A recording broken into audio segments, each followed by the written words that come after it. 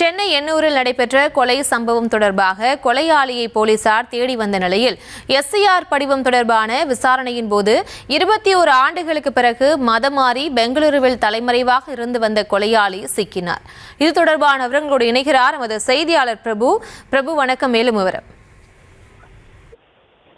வணக்கம். கடந்த 2004ஆம் ஆண்டு எண்ணூர் காவல் நிலைய எல்லைக்குட்பட்ட பகுதியில் கொலை செய்துவிட்டு தலைமறைவாக தப்பியோடியிருந்த குற்றவாளியை கிட்டத்தட்ட 21 ஆண்டுகளுக்கு பிறகு எஸ்ஐஆர் படிவத்தின் உதவியோடு எண்ணூர் போலீசார் கைது செய்திருக்கிறார்கள்.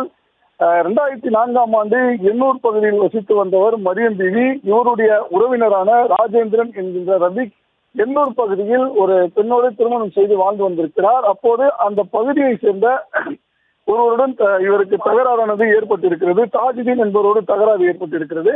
இவரும் மது அருந்திக் கொண்டிருக்கும் போது ராஜேந்திரன் பியர் பாட்டிலை எடுத்து அந்த தாஜுதீனை கொலை செய்திருக்கிறார். கொலை செய்துவிட்டு அவர் தப்பியோடி இருக்கிறார். இந்த வழக்கானதை கிட்டத்தட்ட 21 ஆண்டு காலமாக நிலுவையில் இருந்து வந்த நிலையில் எண்ணூர் போலீசார் இதில் சிறப்பு நோக்கத்தோடு எடுத்து ஆராய்ந்திருக்கிறார்கள். அதில் இந்த ராஜேந்திரன் அவருடைய தந்தை பெயர் பரமசிவம். இதை வைத்துக் கொண்டு வெறும் வாக்காளர் பட்டியலை வைத்துக் கொண்டு சொந்த மாவட்டம் கடலூர் மாவட்டம் இந்த பகுதியில் எத்தனை ராஜேந்திரன்கள் இருக்கிறார்கள் என்று சொல்லிட்டு அவர்கள் ஆய்வு செய்திருக்கிறார்கள். அதில் அந்த காலகட்டத்திலிருந்து தற்போது அவருக்கு என்ன வயது இருக்கும் என்பது போன்றவற்றெல்லாம் திரட்டி எஸ்ஐஆர் படிவத்தை பூர்த்தி செய்வது போல அவரது வீட்டிற்கு சென்றிருக்கிறார்கள்.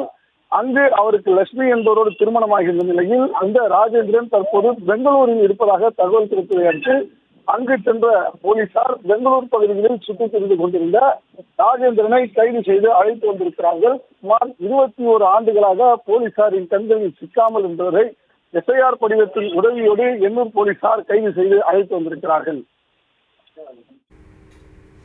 விவரங்களுக்கு நன்றி பிரபு.